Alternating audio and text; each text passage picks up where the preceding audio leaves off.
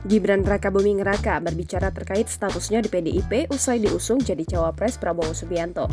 Gibran mengatakan jika dirinya sudah bertemu dengan Ketua DPP PDIP Puan Maharani.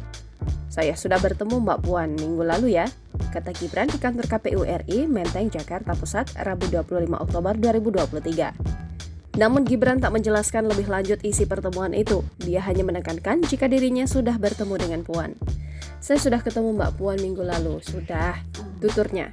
Gibran diketahui telah resmi dideklarasikan sebagai cawapres dari Prabowo. Pasangan Prabowo-Gibran pun telah resmi mendaftar ke KPU.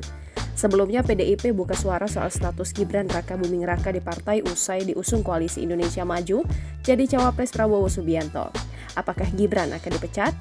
Ketua Badan Kehormatan PDIP Komarudin Watubun, jika Gibran bergabung ke Koalisi Indonesia Maju, maka keanggotaan Gibran di PDIP akan dicabut.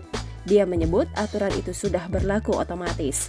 Nah, kalau dalam aturan PDIP yaitu otomatis. Kalau dia memilih bergabung ke sana, maka keanggotaan PDIP pasti dicabut, kan gitu, ujarnya.